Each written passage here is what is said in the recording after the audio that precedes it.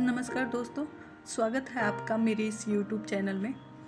आज आप सुनने जा रहे हैं हिंदी के महान साहित्यकार मुंशी प्रेमचंद्र की एक ऐसी कहानी जो जातिवाद, गरीबी और सामाजिक भेदभाव पर करारा प्रहार है। कहानी का नाम है सौभाग्य के कोड़े। यह कहानी एक अनाथ लड़के नथुआ की है जो समाज की बेड़ियों से जूझता है, लेकिन अपनी प्रतिभा और मेहनत और स्वाभिमान के बल पे जीवन की ऊंचाइयों तक पहुंच जाता है। साथ ही यह कहानी हमें दिखाती है कि सौभाग्य का मतलब सिर्फ किसी अच्छे घर में पैदा होना नहीं होता, बल्कि उन कोड़ों से भी गुजरना होता है जो हमें मजबूत बनाते हैं। प्रेमचंद की लेखनी में जितनी गहराई है उतनी सच्चाई और प्रेरणा भी छुपी हुई है। तो आइए सुनते हैं सौभाग्य के कोड़े मेरी आवाज़ में। लड़के क्या अमीर के हों क्या गरीब के, विनोदशील हुआ करते हैं। उनकी चंचलता बहुधा उनकी दशा और स्थिति की परवाह नहीं करती। नथुआ के माँ बाप दोनों मर चुके थे। अनाथों की भांति वह राय भोलेनाथ के द्वार पे पड़ा रहता था। राय साहब दयाशील पुरुष थे। कभी कभी एक आध पैसा दे देते। खाने को भी घर में इतना जूठा बचता था कि ऐसे ऐसे कई अनाथ अफर सकते थे। पहनने को भी उनके लड़कों का जो उतरन मिलता था उसी में नथुआ खुश रहता था। राय साहब ने उसे एक ईसाई के पंजे से छुड़ाया था। उन्हें इसकी परवाह न हुई कि मिशन में उसकी शिक्षा होगी, आराम से रहेगा। उन्हें यह मंजूर था कि वह हिंदू रहे। अपने घर के जूठे भोजन को वह मिशन के भोजन से कहीं पवित्र समझते थे। उनके कमरों की साफ सफाई मिशन की पाठशाला की पढ़ाई से कहीं बढ़कर थी। हिंदू रहे चाहे जिस दशा में रहे, ईसाई हुआ तो फिर सदा के लिए हाथ से निकल जाएगा। नथुआ को बस राय साहब के बंगले में झाड़ू लगाने के सिवा कोई और काम न था। भोजन करके खेलता फिरता था। कर्मानुसार वह वर्ण व्यवस्था हो गई थी। घर के अन्य नौकर चाकर भी उसे भंगी कहते थे और नथुआ को इसमें कोई ऐतराज नहीं था। नाम की स्थिति पर क्या असर पड़ सकता है, उसकी उस गरीबी को कुछ खबर नहीं थी। भंगी बनने में कुछ हानि नहीं थी। उसे झाड़ू देते समय कभी पैसे पड़े मिल जाते थे तो कभी कोई चीज़। इससे वह सिगरेट लिया करता था। नौकरों के साथ उठने बैठने में उसे बचपन से ही तंबाकू, सिगरेट और पान खाने का चस्का पड़ गया था। राय साहब के घर में यूं तो बालकों बालिकाओं की कमी न थी। दर्जनों भांजे भतीजे पड़े रहते थे, पर उनका निज संतान केवल एक पुत्री थी जिसका नाम था रत्ना। रत्ना को पढ़ाने के लिए दो मास्टर थे। एक मेम साहब अंग्रेजी पढ़ाने आया करती थी। राय साहब की वह हार्दिक अभिलाषा थी कि रत्ना सर्वगुणी हो, जिस घर में जाए उसकी लक्ष्मी बने। वह उसे अन्य बालकों के साथ नहीं रहने देते। उसके लिए वह अपने बंगले में दो कमरे अलग रख रखे थे, एक पढ़ने के लिए, दूसरा सोने के लिए। लोग कहते हैं लाड प्यार से बच्चे जिद्दी और शरीर हो जाते हैं, लेकिन रत्ना ऐसी न थी। रत्ना इतने लाड प्यार में भी बड़ी सुशील बालिका थी। किसी नौकर को रे न पुकारती, किसी भिखारी तक को न दुत्कारती। नथुआ को वह पैसे मिठाइयाँ दे दिया करती थी। कभी कभी उससे बातें भी किया करती थी। इससे वह लौंडा उसके मुंह लग गया था। एक दिन नथुआ रत्ना के सोने के कमरे में झाड़ू लगा रहा था। रत्ना दूसरे कमरे में मेम साहब से अंग्रेजी पढ़ रही थी। नथुआ की सामत जो आई, झाड़ू लगाते लगाते उसके मन में यह इच्छा हुई कि रत्ना के पलंग पर सो जाऊं। कैसी उजली चादर बिछी हुई है, गद्दा कितना नरम और मोटा है, कैसा सुंदर दुसाला है। रत्ना इस गद्दे पे कितने आराम से सोती है, जैसे चिड़िया के बच्चे घोंसले में। तभी तो रत्ना के हाथ पैर इतने गोरे और कोमल है, मालूम होता है देह में रूई भरी हुई है। यह कौन देखता है? यह सोचकर उसके पैर फर्श से पोंछे और चटपट पलंग पर चढ़ गया और मारे खुशी के 2-3 बार पलंग पर उछल पड़ा। उसे ऐसा मालूम हो रहा था वह मानो रूई में लेटा हो। जिधर करवट लेता उधर अंगुल भर नीचे देह धंस जाती। वह स्वर्गीय सुख मुझे कहाँ नसीब। मुझे भगवान ने राय साहब का बेटा क्यों नहीं बनाया। सुख का अनुभव होते ही उसने अपनी दशा की वास्तविकता का ज्ञान हुआ। एकाएक राय साहब किसी ज़रूरत से कमरे में आए तो नथुआ को रत्ना की पलंग पर लेटे देखा। मारे क्रोध से जल उठे। बोले, क्यों रे सूअर, तू यहाँ क्या कर रहा है? नथुआ ऐसा घबराया मानो नदी में पैर फिसल पड़े हों। चारपाई से कूदकर अलग खड़ा हो गया और फिर झाड़ू हाथ में ले ली। राय साहब ने पूछा, यहाँ क्या कर रहा था बे? नथुआ, कुछ तो नहीं सरकार। राय साहब, अब तेरी इतनी हिम्मत कि तू रत्ना की चारपाई पे सोएगा?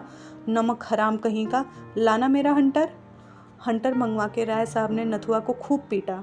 बेचारा हाथ जोड़ता रहा, पैर पड़ता रहा, मगर राय साहब की क्रोध शांत होने का नाम नहीं ले रहा था। सब नौकर जमा हो गए। नथुआ के जले पे नमक छिड़कने लगे। राय साहब का क्रोध और भी बढ़ गया। हंटर को फेंककर ठोकरों से मारने लगे। रत्ना को यह रोना सुना तो दौड़ी आई और यह समाचार सुनकर बोली, दादाजी बेचारा मर जाएगा, अब इस पर दया कीजिए। राय साहब, मर जाएगा तो उठवाकर फेंकवा दूंगा, इस बदमाशी का सज़ा तो मिलना ही चाहिए। रत्ना, मेरी ही चारपाई थी ना, मैं इसे क्षमा करती हूँ। राय साहब, जरा देखो तो अपनी चारपाई की गत, पाजी की बदन की मैल भर गई होगी। भला इसे सूझी क्या? क्या बे, तुझे क्या सूझी? यह कहकर राय साहब फिर लपके, मगर नथुआ आकर रत्ना के पीछे दुबक गया। इसके सिवा कहीं शरण नहीं था। रत्ना ने रोक कर कहा, दादाजी मेरे कहने से अब इसका अपराध क्षमा कर दीजिए। क्या कहती हो रत्ना? ऐसे अपराधी कहीं क्षमा किए जाते हैं? खैर तुम्हारे कहने पे छोड़ देता हूँ, नहीं तो आज इसकी जान लेकर छोड़ता। सुन बे नथुआ, अपना भला चाहता है तो फिर यहाँ मत आना, इसी दम निकल जा सुअर नालायक। नथुआ प्राण छोड़कर भागा, फिर पीछे मुड़कर न देखा। सड़क पर पहुंचकर वह खड़ा हो गया। यहाँ राय साहब उसका कुछ नहीं कर सकते थे। यहाँ सब लोग उनकी मुंह देखी तो न कहेंगे, कोई तो कहेगा कि लड़का था, भूल हो गई, तो क्या प्राण ले लीजिएगा? यहाँ मारे तो देखूं, गाली देकर भागूंगा, फिर कौन मुझे पा सकता है। इस विचार से उसकी हिम्मत बांधी, बंगले की तरफ मुंह करके जोर से बोला, यहाँ आओ तो देखें, और फिर भागा कि कहीं राय साहब सुन न लिया हो। नथुआ थोड़ी दूर ही गया था कि रत्ना की मेम साहब अपने टमटम पर सवार होकर आती हुई दिखाई दी। उसने समझा शायद मुझे पकड़ने के लिए आ रही हैं, फिर भागा, किंतु जब पैरों की दौड़ने की शक्ति ना रही तो वो खड़ा हो गया। उसके मन ने कहा, वह मेरा क्या कर लेंगे, मैंने कुछ बिगाड़ा है? एक क्षण में मैम साहब आ चुकी थी। टमटम रोक के बोली, नथु कहाँ जा रहे हो? नथुआ, कहीं नहीं मैम। राय साहब फिर यहाँ आ जाएंगे तो वो मारेंगे, क्यों नहीं मेरे साथ चलता है, मिशन के आराम से रहेगा। किरस्तान तो न बनाओगी? किरस्तान क्या भंगी से बुरा है पागल? ना भैया, किरस्तान न बनूंगा, तेरा जी चाहे न बनना, कोई ज़बरदस्ती थोड़ी बना देगा। नथुआ थोड़ी देर टमटम के साथ चला, पर उसके मन में संशय बना हुआ था। सहसा वह उतर गया। मेम साहिबा पूछी, क्यों चलता क्यों नहीं? नथुआ, मैंने सुना है मिशन में जो कोई जाता है किरस्तान हो जाता है, मैं न जाऊँगा, आप झांसा देते हैं। अरे पागल, वहाँ तुझे पढ़ाया जाएगा, किसी की चाकरी तो न करनी पड़ेगी। शाम को खेलने को छुट्टी मिलेगी, कोट पतलून पहनने को मिलेगा, चल के 2-4 दिन देख तो ले। नथुआ ने इस प्रलोभन का उत्तर न दिया। एक गली से होकर भागा। जब टमटम दूर निकल गया तो वह निश्चित होकर सोचने लगा, जाऊं कहीं और सिपाही पकड़कर थाने न ले जाए। मेरी बिरादरी के लोग वहाँ रहते हैं, वहाँ क्या मुझे अपने घर रखेंगे? कौन बैठकर खाऊंगा? काम तो करूंगा, बस किसी को पीठ पर होना चाहिए। आज कोई मेरे पीठ पर होता तो मजाल थी राय साहब की मुझे यूं मारते। सारी बिरादरी जमा हो जाती, घेर लेती, घर की सफाई बंद हो जाती, कोई द्वार पर झाड़ू तक न लगाता, सारी राय साहबी निकल जाती। यह निश्चय करके वह घूमता फिरता भंगियों के मोहल्ले में पहुंचा। शाम हो गई थी। कई भंगी एक पेड़ के नीचे चटाई पर बैठे शहनाई और तबला बजा रहे थे। वे नित्य इसका अभ्यास करते थे, यह उनकी जीविका थी। गान विद्या की यहाँ जितनी छीछा लेदर हुई है उतनी कहीं और न हुई होगी। नथुआ जाकर वहाँ खड़ा हो गया। उसे बहुत ध्यान से सुनते देखकर एक भंगी ने पूछा, कुछ गाता है? नथुआ, अभी तो नहीं गाता, पर सिखा दोगे तो गाने लगूंगा। बहाना मत कर, बैठ, कुछ गाकर सुना, मालूम तो हो कि तेरा गला भी है या नहीं। गला ना होगा तो क्या सिखाएंगे? नथुआ मामूली बाजार के लड़कों की तरह कुछ न कुछ गाना जानता ही था। रास्ता चलता तो कुछ न कुछ गाने लगता। तुरंत गाने लगा। उस्ताद ने सुना, जौहरी था, समझ गया कि कांच का टुकड़ा नहीं है। बोला, कहाँ रहता है? नथुआ ने अपनी राम कहानी सुनाई। परिचय हो गया, उसे आश्रय मिल गया और विकास का वह अवसर मिल गया जिसने उसे भूमि से आकाश पर पहुंचा दिया। 3 साल उड़ गए। नथुआ के गाने की सारे शहर में धूम मच गई थी और वह केवल एक गुण नहीं, सर्वगुणी था। गाना, सहनाई बजाना, पखवार, सारंगी, तरबूंजा, सितार, सभी कलाओं में दक्ष हो गया। उस्ताद को भी उसकी चमत्कारिक बुद्धि पर आश्चर्य होता था। ऐसा मालूम होता था कि उसने पहले ही सभी विद्याएं पढ़ी हुई हैं, बस दोहरा रहा है।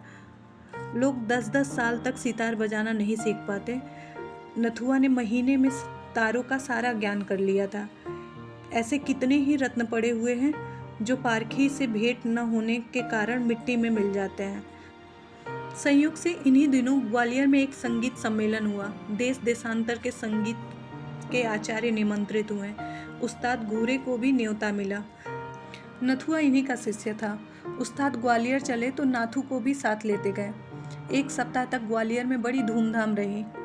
नाथूराम ने वहाँ खूब नाम कमाया। उसे सोने का तगमा इनाम मिला।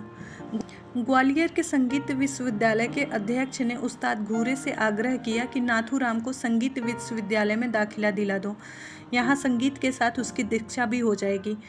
घूरे को मानना पड़ा। नाथूराम भी राजी हो गए। नाथूराम 5 वर्षों में विद्यालय की सर्वोच्च उपाधि प्राप्त कर ली। इसके साथ साथ भाषा, गणित, विज्ञान में उसकी बुद्धि ने अपनी प्रखरता का परिचय दिया। अब वह समाज का भूषण था। कोई उससे न पूछता कि कौन सी जाति के हो। उसका रहन सहन, तौर तरीका अब गायकों सा नहीं, शिक्षित समुदाय सा था। वह सम्मान की रक्षा के लिए वह ऊंचे वर्ण वालों सा आचरण करने लगा। मांस मदिरा त्याग दिया। नियमित रूप से संध्या उपासना करने लगा। कोई कुलीन ब्राह्मण भी इतना आचार विचार न करता होगा। नाथूराम तो पहले ही उसका नाम हो चुका था। अब उसका कुछ और सुसंस्कार हो गया। वह नारा आचार्य मशहूर हो गया। साधारणतः लोग आचार्य ही कहते थे। राज दरबार में उसे अच्छा वेतन मिलने लगा। 18 वर्ष की आयु में इतनी ख्याति बिरले ही किसी गुणी नसीब वाले को मिलती है। लेकिन ख्याति प्रेम वह प्यास है जो कभी नहीं बुझती। वह अगस्त ऋषि की भांति सागर को पीकर भी शांत नहीं होती। महाशय आचार्य ने यूरोप को प्रस्थान किया। वह पाश्चात्य संगीत पे भी अधिकृत होना चाहते थे। जर्मनी के सबसे बड़े संगीत विद्यालय में दाखिला हो गया और 5 वर्षों तक निरंतर परिश्रम और उद्योग करके आचार्य की पदवी लेकर इटली की सैर करते हुए ग्वालियर लौट आए।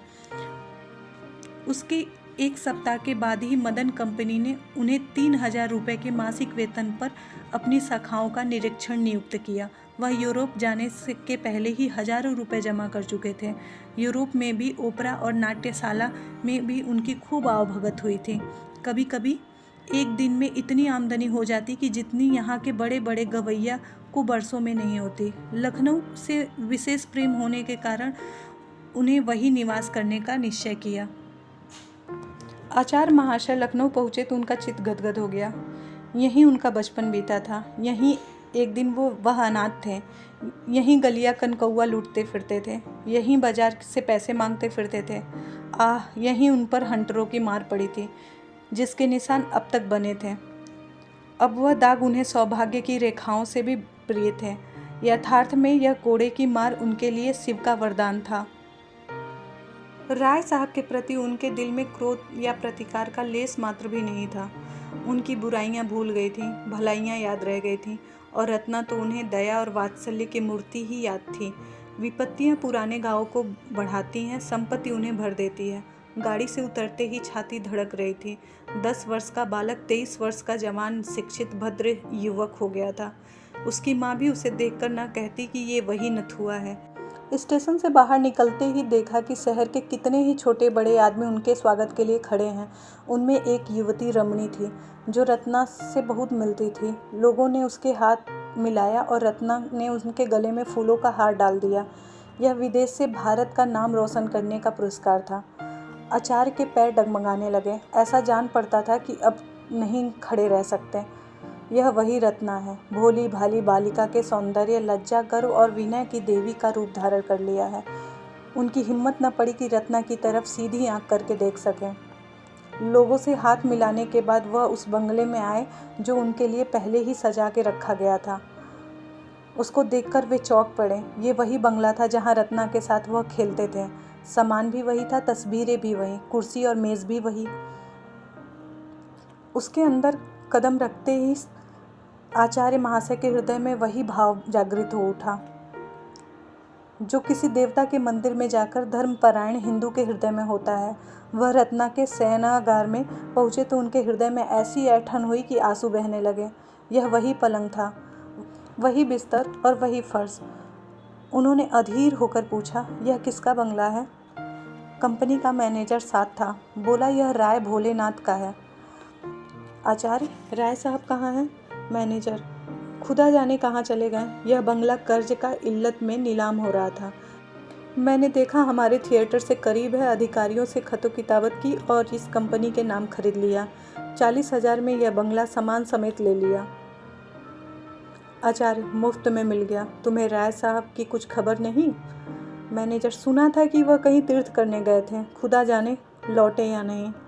आचार्य महाशय अब शाम को सावधान होकर बैठे तो एक आदमी से पूछे, क्यों जी, उस्ताद घूरे का भी हाल जानते हो? उनका नाम सुना है?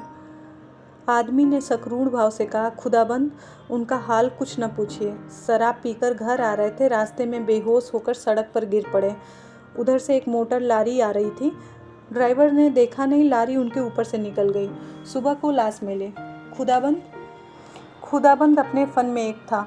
अब उसकी मौत से लखनऊ वीरान हो गई। अब ऐसा कोई नहीं जिस पे लखनऊ को घमंड हो। नथुआ नाम के एक लड़के को उन्होंने कुछ सिखाया था और उससे हम लोगों को उम्मीद थी कि उस्ताद का नाम जिंदा रखेगा, पर वो यहाँ से ग्वालियर चला गया, फिर पता नहीं कहाँ गया। आचार्य प्रशांत के प्राण सूख जाते कि अब बात खुली कि तब। आचार्य प्रशांत उस घर में रहते, किंतु उसी तरह जैसे कोई नई नवेली बहू ससुराल में रही। उनके हृदय में पुराने संस्कार सिमटे थे। उनकी आत्मा इस यथार्थ को स्वीकार न करती कि यह मेरा घर है। वह जोर से हंसते तो सहसा चौंक पड़ते थे। मित्रगण आकर शोर मचाते तो उन्हें एक अज्ञात शंका होती थी। लिखने पढ़ने के कमरे में शायद वह सोते थे। उन्हें रात भर नींद न आती। इस ख्याल में दिल जमा हुआ था कि कहीं पढ़ने लिखने का कमरा है। बहुत अच्छा होने पर भी वह पुराने सामान को बदल न सकते थे। और रत्ना के शयनागार में तो उन्होंने कभी खोला ही नहीं। वह ज्यों का त्यों बंद पड़ा रहता था। उनके अंदर जाते ही उनके पैर थरथराने लगते थे। उस पलंग पर सोने का ध्यान भी उन्होंने नहीं किया। लखनऊ में कई बार उन्हें विश्वविद्यालय में अपने संगीत नैपुण्य का चमत्कार दिखाया। किसी राजा रईस के घर अब वह गाने न जाते, चाहे वो उन्हें लाखों रुपए क्यों न दें। यह उनका प्रण था। एक दिन प्रातःकाल आचार्य महाशय उठे ही थे कि राय भोलेनाथ उनसे मिलने आए। रत्ना भी उनके साथ थी। आचार्य महाशय पर रोब छा गया। बड़े बड़े यूरोपीय थिएटर में भी उनका हृदय इतना भयभीत न होता था। उन्होंने जमीन तक झुककर राय साहब को सलाम किया। भोलेनाथ उनकी नम्रता से कुछ विस्मित से हो गए। बहुत दिन हुए जब लोग उनको सलाम किया करते थे, अब तो यहाँ जाते हैं हंसी उड़ाई जाती है। रत्ना भी लज्जित हो गई। राय साहब ने कतार नेत्र से इधर उधर देखकर कहा, आपको यह जगह पसंद तो आई होगी? आचार्य, जी हाँ, इससे उत्तम स्थान तो मैं कल्पना ही नहीं कर सकता था। भोलेनाथ, यह मेरा ही बंगला है। मैंने ही इसे बनवाया और मैंने ही इसे बिगाड़ भी दिया। रत्ना झेपते हुए कहती है, दादाजी अब इन बातों का क्या फ़ायदा? भोला, फ़ायदा नहीं है बेटी, नुकसान भी नहीं है। सज्जनों को अपनी विपत्ति कहकर चित्त शांत हो जाता है। महाशय, यह मेरा ही बंगला है, या यूँ कहिए कि था। 50,000 सालाना इलाके से मिलते थे। कुछ आदमियों की संगत में मुझे सट्टे का चस्का पड़ गया। 2-3 बार ताबड़तोड़ बाजी हाथ में आई। हिम्मत खुल गई, लाखों के वारे न्यारे होने लगे, किंतु एक ही घाटे में सारी कसर निकल गई। बधिया बैठ गई, सारी जायदाद खो बैठा। सोचिए 25 लाख का सौदा था। कौड़ी चित पड़ती तो आज इस बंगले का कुछ और ही ठाठ होता। नहीं तो अब पिछले दिनों की याद करके हाथ मलता हूँ। मेरी रत्ना को आपके गाने से बड़ा प्रेम है। जब देखो आपकी चर्चा करती रहती है। मैंने इसे बीए तक पढ़ाया है। रचना का चेहरा शर्म से लाल हो गया। बोली, दादाजी, आचार्य महाशय मेरा हाल जानते हैं। उनको मेरे परिचय की जरूरत नहीं है। महाशय क्षमा कीजिएगा, पिताजी उस घाटे के कारण कुछ अव्यवस्थित चित्त से हो गए हैं। वह आपसे यह प्रार्थना करने आए हैं कि यदि आपको आपत्ति न हो तो वो कभी कभी इस बंगले को देखने आया करें। इसमें उनके आंसू पुछ जाएंगे। उन्हें इस विचार से संतोष होगा कि मेरा कोई मित्र है इस घर का स्वामी। बस यही कहने के लिए आपकी सेवा में आए हैं। आचार्य ने विनय पूर्वक शब्दों में कहा, इसमें पूछने की कोई ज़रूरत नहीं। घर आपका है, जिस वक्त जी चाहे शौक से आइए। बल्कि अगर आपकी इच्छा हो तो आप इसमें रह सकते हैं। मैं अपने लिए कोई दूसरा स्थान ठीक कर लूँगा। राय साहब ने धन्यवाद किया और चले गए।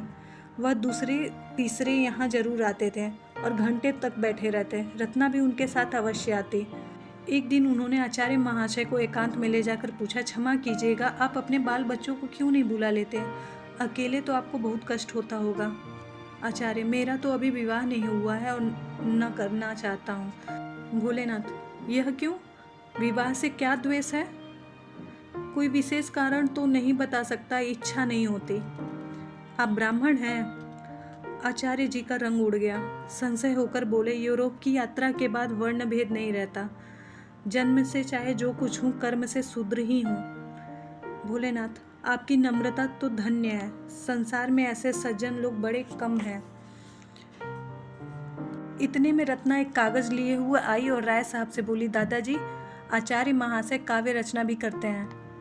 मैं इनकी मेज पर से यह उठा लाई हूँ। सरोजिनी नायडू के सिवा ऐसी कविता मैंने कहीं और नहीं देखी। आचार्य ने छिपी हुई निगाहों से एक बार रत्ना को देखा और फिर झेपते हुए बोले, यूं ही कुछ लिख दिया था, मैं काव्य रचना पर क्या जानूं। प्रेम में दोनों विहल हो रहे थे। रत्ना गुणों पर मोहित थी, आचार्य उसके मोह के वशीभूत।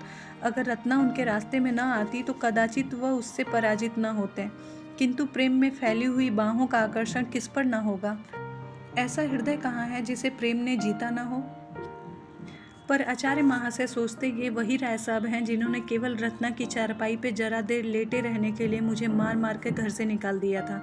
जब उन्हें मालूम होगा कि मैं वही अनाथ, अछूत और आश्रयहीन बालक हूँ, तो उन्हें कितनी आत्मवेदना, कितनी आपन पीड़ा और कितनी लज्जा, कितनी दुराशा, कितना पश्चाताप होगा। एक दिन राय साहब ने कहा, विवाह की तिथि निश्चित कर लेनी चाहिए। इस लग्न में मैं इस ऋण से उत्तीर्ण होना चाहता हूँ।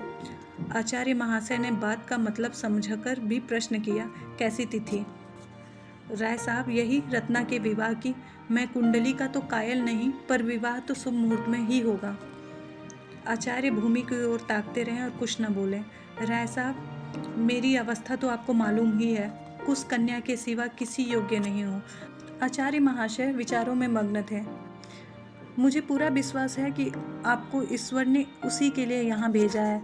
मेरी ईश्वर से यही याचना है कि आप दोनों जीवन में सुख से काटें। मेरे लिए इससे ज़्यादा खुशी की और कोई बात नहीं हो सकती। इस कर्तव्य से मुक्त होकर इरादा है कि कुछ दिनों के लिए भगवत भजन करूं। आचार्य ने अवरुद्ध कंठ से कहा, महाशय, आप मेरे पिता तुल्य हैं, पर मैं इस योग्य कदापि नहीं हूँ।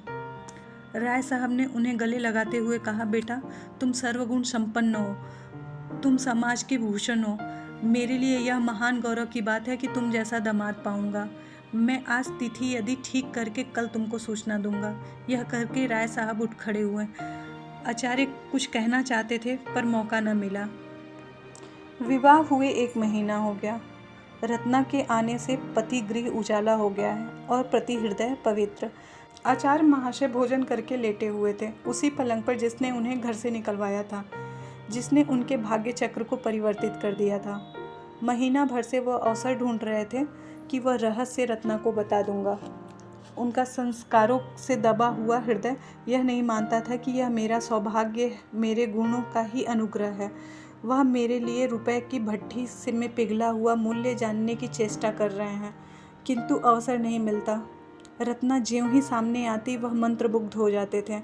बाग में रोने कौन जाता है? रोने के लिए तो अंधेरी कोठरी चाहिए ना।